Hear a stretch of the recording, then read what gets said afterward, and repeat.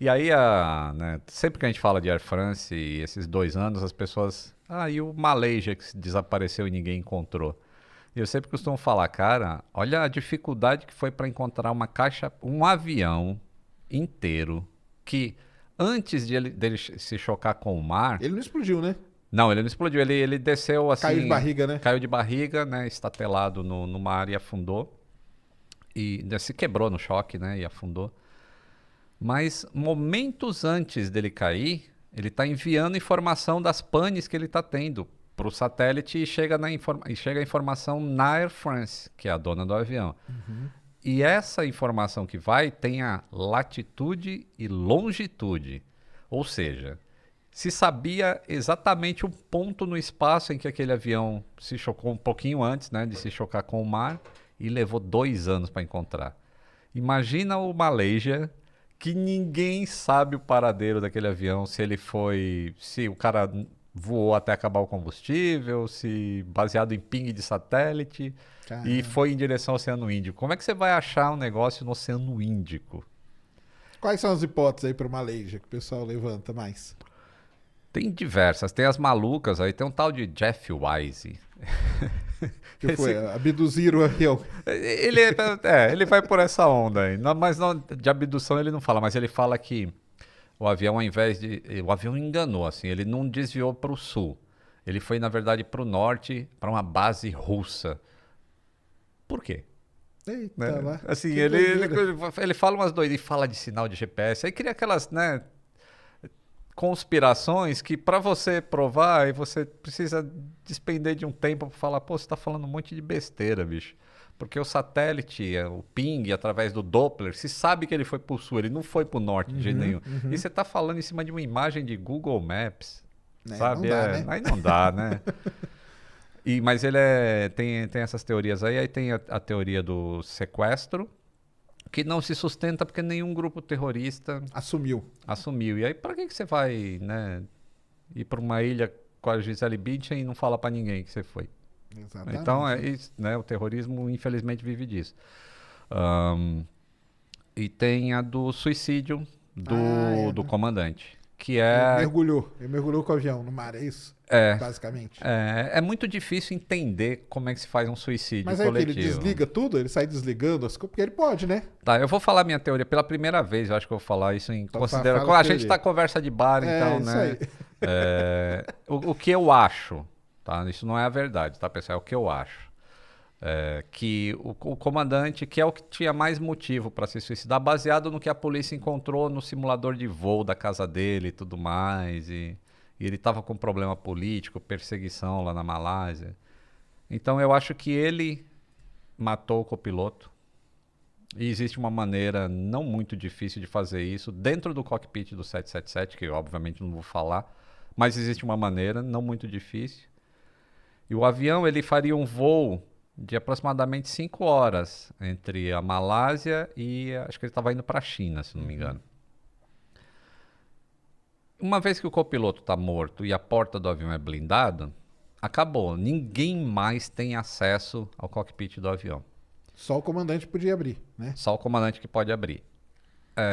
Se você fala para os comissários que tá tudo certo, tá tudo certo. Segue o voo. Você de noite dentro do avião, você está comendo e vai se preparar para dormir, certo? As comissárias fazem o serviço de bordo que tem que fazer. Enquanto isso, o avião não está indo para a China. Ele já começa a fazer a volta para ir para onde ele tem que ir. Baseado no plano de voo que o cara fez no simulador dele. E por que ele não... Por que isso não chama atenção? Né? De tipo, ninguém vai no banheiro, ninguém vai nada. Em algum momento eu acho que a tripulação de cabine, que são os comissários, devem ter se sentido desconfortáveis, mas o comandante pode ter dado uma desculpa qualquer. Existe uma teoria que diz que ele pode ter despressurizado o avião. E aí todo mundo morreria antes de por qualquer hipóxia. coisa. Entendi. Inclusive ele, mas o oxigênio dos tripulantes demora mais do que o dos passageiros. O passageiro é 15 minutos.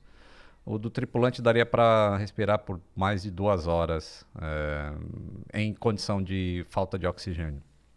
Eu acho que ele não precisou fazer isso. Como ele sabia como desligar o transponder Isso. e toda a parte de comunicação externa do avião, ele também sabia como desligar o sistema de entretenimento dos passageiros, que mostra o mapa para onde o avião está indo. Aquele mapinha que você fica acompanhando, ele pode ir ali e Isso, ele tira do desliga ar. só aquilo. Uhum, entendi. Entendeu? O sistema de filme continua Tá funcionando. tranquilo, só o mapinha que não. Porque a partir do momento que ele tenta fazer alguma coisa, a vida dele começaria a ser infernal. Assim, os passageiros, para onde a gente está indo? Por que né, caiu máscara? As comissárias, caiu uma... Ia ser bem complicado. Ao passo que se ele faz um voo normal, estamos indo para a China, ninguém sabe para onde está indo, entendeu? Uhum. E aí ele faz uma grande sacada que eu acho assim, eu não sei que ponto de maldade do ser humano consegue isso, mas quando ele desliga o radar, o que acontece é que o avião para de dar informação para o controle de tráfego aéreo, de velocidade, de altitude e tudo mais. E isso é o radar secundário. Só que o radar primário continua emitindo onda e retorna um ponto. E aí, em algum momento no radar, tinha esse ponto aparecendo sem nenhuma informação. Então, o que você faz quando algum alvo entra no teu espaço aéreo e não diz o que é? É um objeto voador não identificado, despacha a força aérea para ver. Né? Isso aí. O cara, quando ele faz a curva em cima lá do Mar do Vietnã e vai sobrevoar a Malásia de novo, entre a Malásia e o Vietnã, ele vai bem na fronteira entre os dois países. Então, uma hora ele está do lado do Vietnã e aparece o blip lá no radar do cara. O cara, opa, acho que tem um negócio aqui. Aí daqui a pouco ele está do lado da Malásia. O cara, acho que está lá no Vietnã. E o outro, acho que está na Malásia. Entendi. E ninguém despachou a Força Aérea. Cara, ele fez um jeito de dar driblar. Isso, porque um joga pro outro assim, tá lá na Malásia. E o Vietnã... Porque não é um negócio que fica, né, consistente ali, né? né? Porque a fronteira não é uma linha reta, né? Exato. Nossa, cara. De uma maldade. Mas acharam isso aí meio no plano de voo lá quando investigaram esse negócio? Não. Essa parte aí não tinha isso, mas tinha uns waypoints, assim, uns latitude e longitude entendi. lá pro Oceano Índico, no simulador de voo dele. Outra coisa que ele faz é que a cidade que ele morava ficava a oeste de onde ele decolou e um pouco antes dele entrar no mar de Andaman, acho que é isso, ali entre a península e não sei o que lá.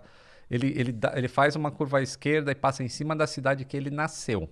Caramba. Então isso tudo leva a crer que foi o comandante mesmo que estava controlando o avião. Então todo esse papo aí que eu lembro que saiu muita teoria de conspiração. O 777 tem isso, tem aquilo. Aí começaram a colocar a culpa no avião, né? Perdeu todo o sistema elétrico. E o avião ficou voando 6 horas. Cara. E não, para perder... Caramba, cara.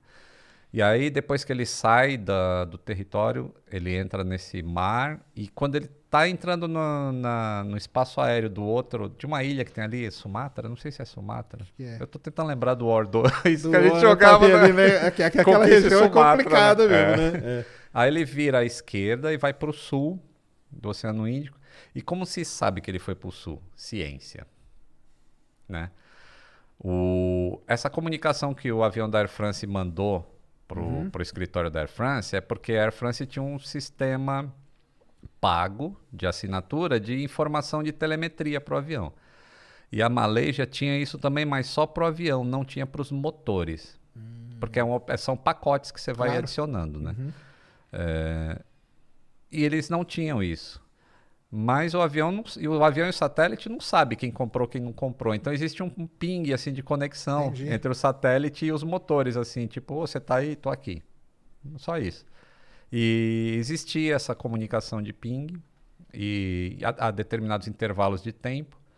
E através do satélite estacionário, ele sabia, o satélite está aqui, ele está mandando uma onda. Através de Doppler, a gente consegue medir a frequência. Claro, se aumentou, se diminuiu e tal. E a gente sabe se ele está indo para lá ou para cá. Se ele está se afastando ou se aproximando. Se aproximando. Isso. E aí chegaram à conclusão que ele tinha ido para o sul. Caramba. E aí tem vários cálculos. Tem um cara no Twitter, é o Mike Chillett, acho. Esse cara é um matemático do caramba e ele está envolvido com Malaysia. Eu acho que eu vou fazer um vídeo com esse cara. Eles estão ainda, tá ainda na... Tá, ele vai plotando no Google Maps e ele vai pegando a posição de satélite, posição não sei o que, posição de ping e vai plotando os dados e fala, o Malaysia caiu nessa área aqui. baseado em informação de Olha avião e só. tudo mais. Muito, muito Eles interessante. têm meio que um local ali. Ele tem. Ele tem. Ele tem. E hoje ele tweetou assim: eu acho que tem alguém que está lendo meu Twitter, que tem um barco que continua pesquisando. Eles pararam com uma parte, mas tem um barco que chama. Putz, não lembro agora, mas é um barco japonês que anda fazendo investigação lá.